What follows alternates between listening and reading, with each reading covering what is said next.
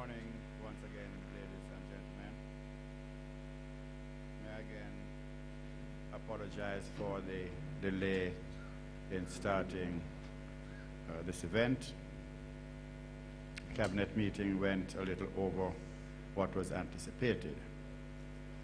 And as you can see, not all the ministers are here. They're on their way from Cabinet. But in a few minutes, we expect them all to be here. As I speak, a number of them are coming in. Last week, at the launch of our achievements for the period 2007 to 2011, we indicated that the launch of our manifesto would take place today. And any statements to the contrary out there is nothing more than mischief. We indicated last week that it would be today. We sent out the notices yesterday for 11 o'clock this morning, and we are here assembled to launch Jamaica Labour Party Manifesto for general elections 2011. The format of this morning's proceedings is that the Prime Minister and the leader of the Jamaica Labour Party will give a context and vision in which we launch our manifesto, followed by the chairman of our manifesto committee, Minister of Industry, Investment, Commerce, Dr. the Honorable Christopher Tufton, giving an overview of the manifesto itself. And then there will be questions and answers that will involve all ministers of government. I now invite Prime Minister to the podium.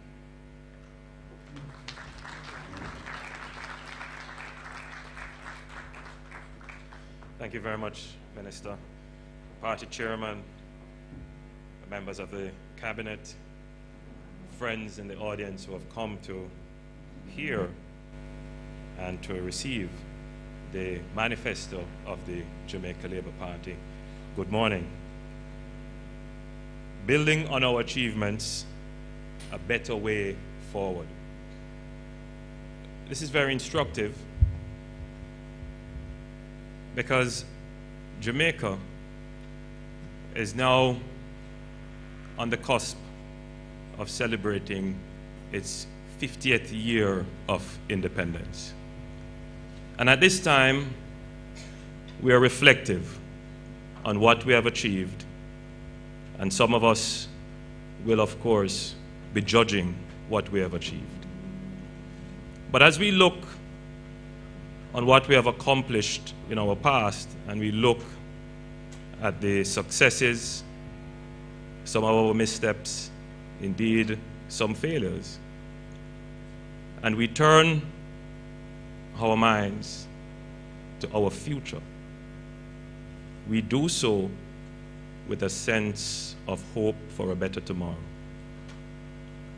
For a long time, we have in this country taken a pessimistic outlook on our future. And I think that the start of change is for us to be hopeful again, to hope more for a better future and a better tomorrow.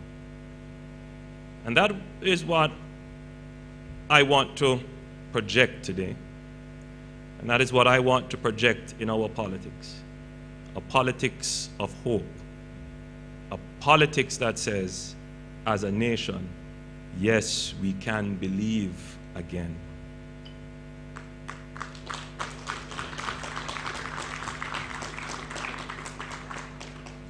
Regardless of the policies and the programs that we implement, if as a people, whether we're a JLP or whether we're a PNP, or whether we are of no particular persuasion, but if we are not willing to believe again as we believed in 1962, when we set out on this journey of independence, that we can be and will be a great country, then we would have started with a deficit.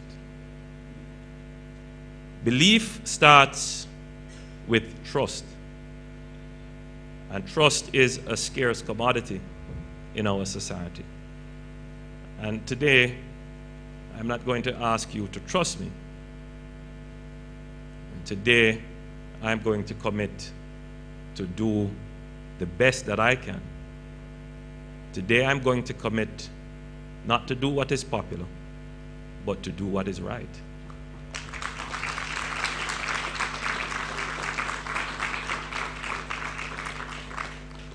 I am not here standing on a platform of naivety.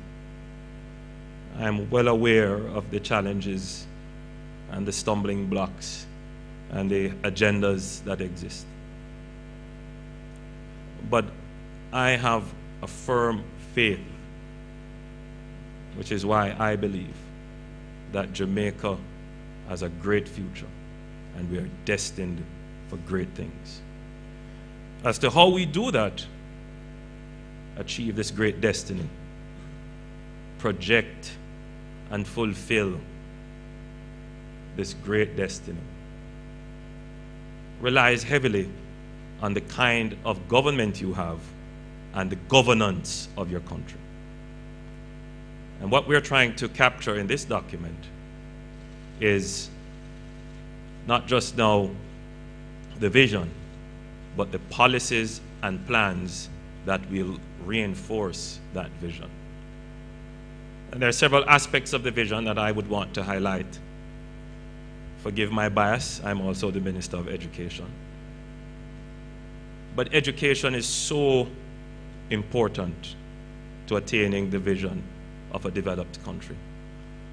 I was having an interview maybe a month ago with a journalist from the Financial Times.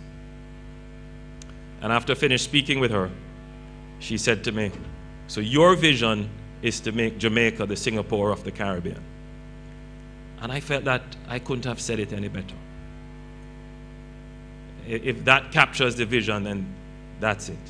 To make Jamaica the Singapore of the Caribbean. In many ways, there are parallels in terms of our history and similarities in terms of our challenges. But Singapore has managed to be very close now to be termed a developed country. We have departed from the course and we have made missteps and made wrong policy decisions in the past. We have done some things correct as well. I find now that where I stand, I see myself as a bridge from the past and into our future. And I want to take all Jamaica over that bridge towards that great destiny that Jamaica can achieve.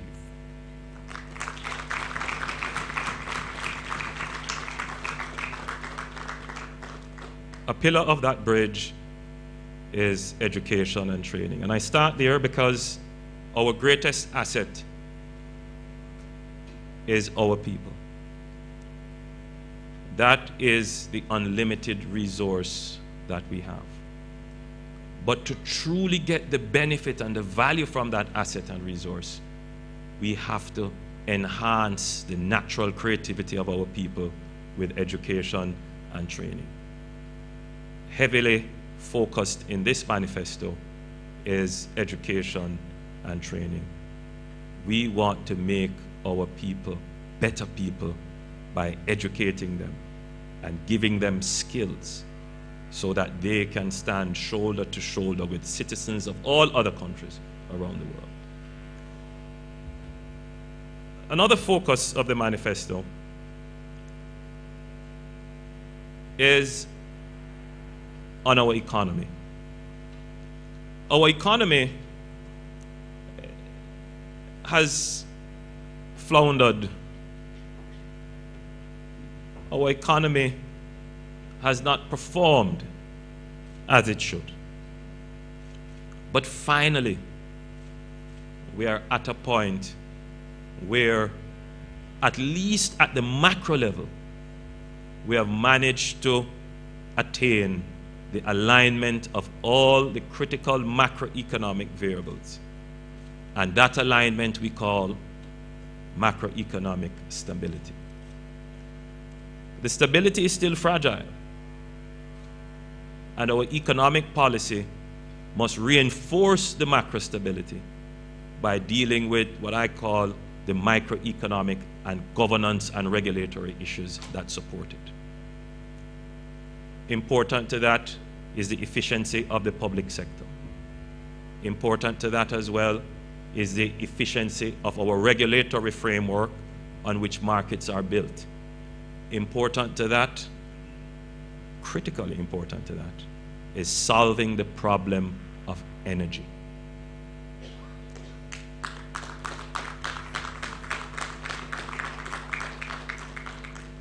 I already pointed out education, but that's critical as well.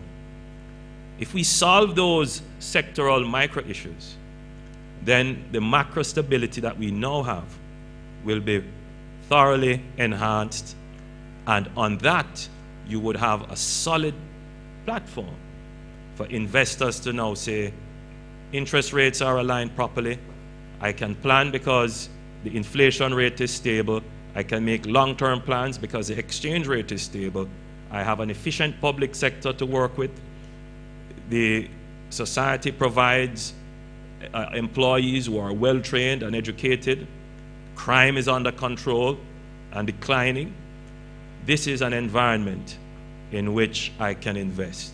But you know what? More importantly, this is an environment for Jamaicans to say, I can raise my family here and I can do my business here as well.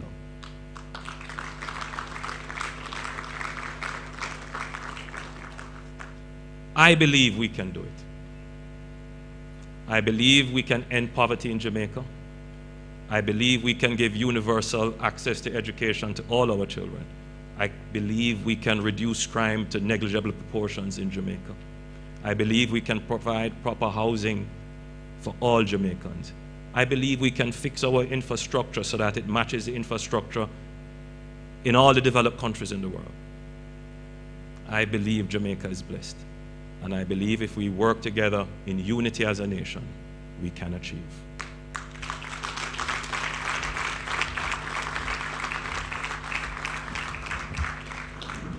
Thank you very much, Prime Minister. I invite the Minister of Industry, Investment and Commerce, Dr. the Honorable Chris Tufton, to the podium.